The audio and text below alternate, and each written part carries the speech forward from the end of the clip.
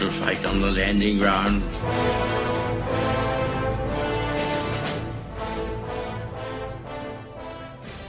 Thank you for joining us.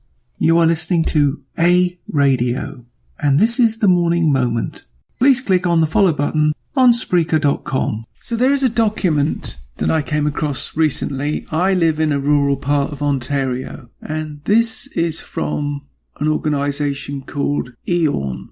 That's EORN, which stands for Eastern Ontario Regional Network. And they're heavily involved with providing internet services to rural Canada. I'm going to read you this letter, and then I'm going to tell you what my thoughts are about it. And I'm going to publish this letter because this exposes the municipalities all over this province. Now, I'm sure this is happening in other provinces, but there's a reason for this, I believe, and I think you'll guess what it is. Here's the letter. This letter is a follow-up to EORN's correspondence October 2016 to all municipalities across Eastern Ontario, where we communicated with you that we were gathering information in preparation for a potential region-wide application for federal funding from a $500 million 5-year broadband program that was announced last year in the federal budget. The correspondence generated very little interest in participating in the program, and coupled with the program's eligibility requirements has resulted in the decision that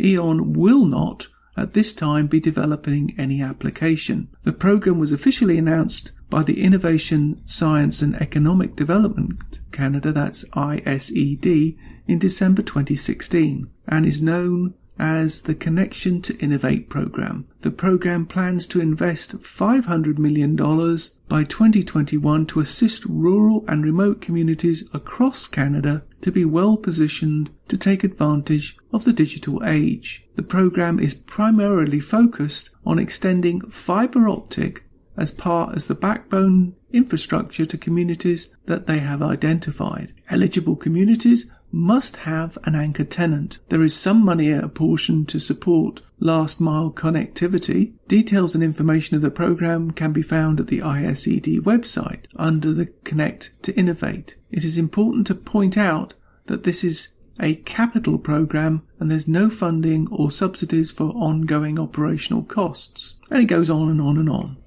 You can read the full letter, and I'll put a link. I'll put the letter on my website. But here's the real reason I think that municipalities are not taking this up. Now, you think I'm crazy, but this is part of Agenda 2030. By not making rural parts of Canada attractive to growing parts of the population, they can depopulate rural Canada, which is part of their plan through Agenda 2030. They don't want people moving to rural areas. They want people squeezed into high-rises and little boxes. They want to depopulate the rural areas. And further to this, $500 million by 2021 is peanuts. They spend that in one large city, and they know it. So to cover the whole of Canada with $500 million is a joke, and they know it. It's just lip service. What Canada really needs for true internet access for all Canadians is competition. Competition like allowing foreign competitors to come into this country and tear the internet providers apart, rip them up, separate them, break them up, destroy Bell, rip up Rogers, stop Shaw. All these big companies across Canada need to be separated up into regions. And we need, if the Americans won't come in, we need European companies to come in and get some competition so that we all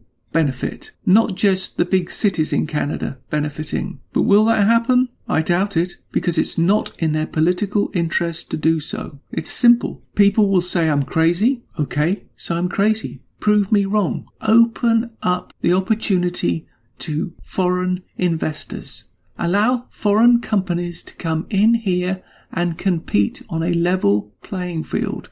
You won't do it because you don't want the rural parts of Canada to grow. Plus, you don't want the multinational companies coming in here and competing and basically exposing the big companies in Canada for the rip-off artists that they are. We pay the highest internet costs in the Western world, and we get the poorest service in the Western world. But it suits the people that are here. The CRTC blocks any competition from abroad. Why is it that we can't get Fox Business? Because they don't want it competing with the third-rate Canadian operation. Because the third-rate Canadian operation would close, because nobody would watch it. This is the problem. They don't want real competition. Canada lives in a bubble, and that bubble, I'm afraid, my Quebec friends, is about to burst.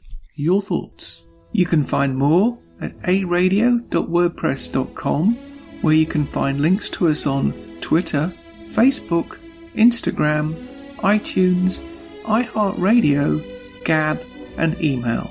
We are continuing to reach out to you, so please pass on the links. Please click on the follow button on Spreaker.com. You can listen to all my morning moments at Spreaker.com under A Radio, that's EHRADIO, A Radio.